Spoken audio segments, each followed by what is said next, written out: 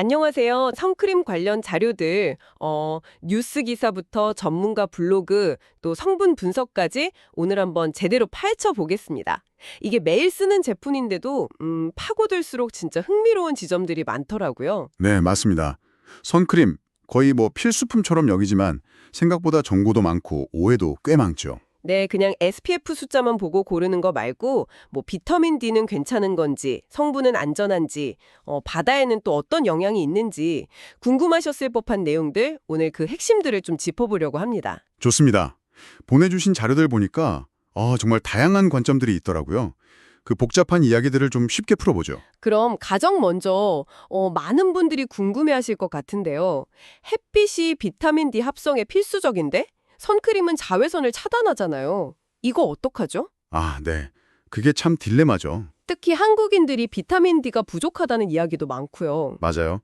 정확히는 자외선 B, 그러니까 UVB가 피부에서 비타민 D를 만드는데 선크림이 바로 이 UVB를 막는 거거든요. 그럼 진짜 선크림 바르면 비타민 D는 포기해야 하는 건가요? 피부냐, 비타민 D냐? 꼭 그렇지만은 않아요. 물론 선크림이 합성을 방해하는 건 맞지만요. 대부분 전문가들은 그래도 피부 노화나 피부암 예방 효과가 더 크다고 보기 때문에 선크림 사용을 권장하는 편이에요. 예방 효과가 더 중요하다. 그렇죠. 그리고 비타민 D는 사실 뭐 연어나 참치 같은 음식으로도 보충할 수 있고요. 아니면 영양제로 먹을 수도 있고. 또 선크림 안 바르고 잠깐 한 20분에서 30분 정도 햇볕 쬐는 것도 방법이고요. 물론 너무 과하면 안 되겠지만요. 그렇군요. 잠깐 쬐는 정도. 네. 그리고 흥미로운 건 우리가 선크림을 발라도 막 완벽하게 막 100% 차단하는 건 현실적으로 좀 어렵거든요. 그래서 어느 정도는 합성이 된다는 이야기도 있어요. 아하, 그렇군요. 그럼 이제 어떤 선크림을 고를지 그 종류를 좀 봐야 할 것 같은데요. 뭐 무기자차, 유기자차, 이름부터가 좀 어려워요. 네, 맞아요. 좀 헷갈리죠? 이게 핵심 차이가 뭔가요? 크게 보면 자외선을 차단하는 원리가 다른 거예요. 먼저 무기자차는 물리적 차단제라고도 하는데 티타늄 디옥사이드나 징크 옥사이드 같은 미네랄 성분이 피부 위에 이렇게 막을 만들어서 자외선을 그냥 물리적으로 튕겨내는 방식이에요. 반사시키는 거죠. 튕겨낸다. 네. 그래서 바르자마자 효과가 있고 피부 자극이 좀 덜해서 민감성 피부나 아이들한테 많이 추천하죠. 근데 단점도 있잖아요. 그 하얗게 되는 거. 맞아요. 백탁 현상. 그리고 약간 좀 뻑뻑하게 발리는 느낌이 있을 수 있고요. 그럼 유기자차는요? 유기자차는 이제 화학적 차단제인데 옥시벤존이나 아보벤존 같은 유기화합물이 자외선을 일단 흡수를 해요. 흡수한 다음에 그걸 열 같은 좀 덜 해로운 에너지로 바꿔서 내보내는 방식이죠. 흡수해서 바꾼다. 네. 그래서 발림성이 좋고 투명하다는 장점이 있어요. 백탁이 없죠. 오, 그건 좋네요. 근데 이게 피부에 흡수된 후에 작용하는 거라 바르고 나서 한 20분에서 30분 정도 시간이 좀 필요하고요. 또 어떤 성분들은 좀 민감한 피부에는 자극이나 알러지, 눈시림 같은 걸 유발할 수도 있다는 보고들이 좀 있어요. 그러니까 즉각적이고 순한 보호냐 아니면 사용감이 좋고 투명한 거냐 이런 선택이네요. 그런데 바로 그 성분들 관련해서 안전성 논란이 있다는 자료들도 있었어요. 특히 온라인 같은 데 보면 뭐 암 유발 가능성 이런 좀 무서운 얘기도 있던데 이건 어떻게 봐야 할까요? 네, 이 부분이 사실 가장 좀 의견이 갈리는 지점인 것 같아요.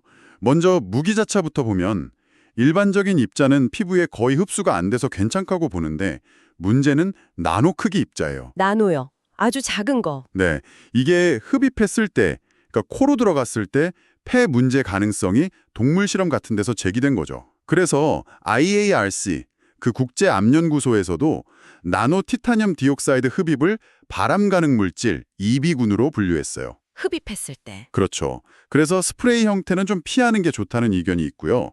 나노 징크 옥사이드도 뭐 세포 손상 가능성 같은 게 언급되기도 하고요. 근데 중요한 건 이건 흡입했을 때 이야기고 피부에 바르는 거랑은 좀 다르게 봐야 한다는 거예요. 그렇군요. 바르는 것과 흡입은 다르다. 네. 그리고 유기자차 성분 중에서는 옥시벤존이나 옥티녹세이트 같은 것들이 내분비계 교란 가능성이 제기돼요. 그러니까 호르몬 작용을 방해할 수 있다는 거죠. 주로 동물 실험 결과나 일부 관찰 연구 같은 데서 그런 우려가 나왔고요. 혈액에서 검출된다거나 알레르기 반응이랑 관련이 있다는 보고도 있고요. 그래서 유럽 같은 데서는 일부 성분 규제를 좀 강화하고 있는 거군요. 네, 맞습니다. 그런 추세가 있어요. 와, 듣고 보니까 좀 걱정이 되긴 하는데요. 그럼에도 불구하고 전문가들은 대체로 선크림 사용을 권장한다. 이 말씀이신 거죠? 네, 현재까지는 그렇습니다. 왜냐하면 사람 피부에 선크림을 발랐을 때 직접적으로 암을 유발한다는 명확한 증거는 아직 부족하다는 게 중론이거든요. 아, 증거 부족. 그렇죠. 그래서 피부암 예방이라는 그 확실한 이득이 아직은 좀 논란 중인 잠재적 위험보다는 크다고 보는 거죠. 이해가 되네요.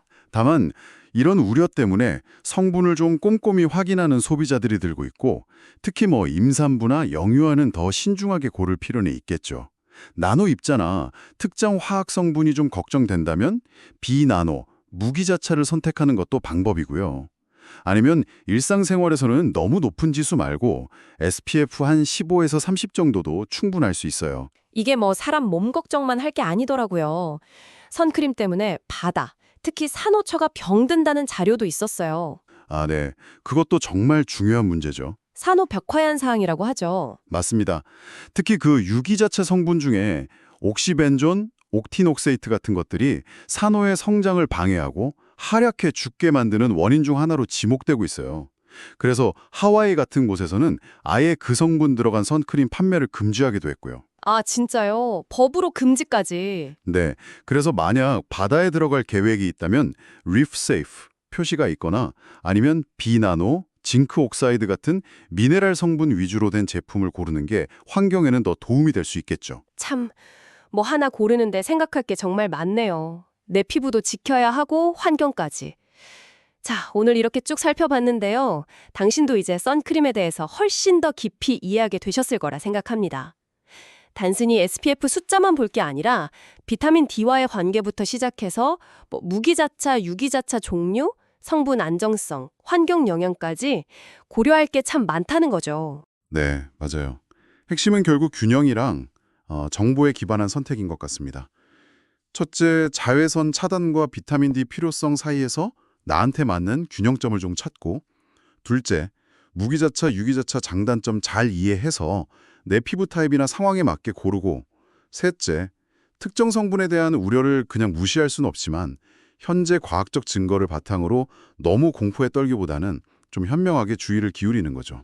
네, 현명한 주의. 그리고 넷째, 가능하다면 환경 영향도 좀 고려해주면 좋고요. 다섯째, 상황에 맞는 차단 지수 선택해서 꼼꼼히 바르고 덧바르는 거 중요하고요. 마지막으로 여섯째, 쓰고 나선 깨끗하게 세안하는 습관. 이게 기본이겠죠? 네, 정말 중요한 포인트들 잘 정리해 주셨습니다. 마지막으로 제가 자료 보면서 좀 흥미로웠던 점 하나를 던져드리고 싶은데요. 미국 FDA의 선크림 성분 승인 절차가 유럽이나 아시아에 비해 좀 더디다는 지적이 있더라고요. 아, 그런 내용이 있었죠. 어쩌면 우리는 다른 나라에서는 이미 사용 중인 좀 더 새롭거나 아니면 안전성 프로필이 다른 그런 성분들을 아직 접하지 못하고 있는 건 아닐까, 이런 생각도 들더라고요. 네, 충분히 생각해 볼 수 있는 문제입니다. 앞으로 이 선크림 기술이나 규제가 또 어떻게 바뀔지 계속 지켜보는 것도 하나의 관전 포인트가 될 것 같습니다.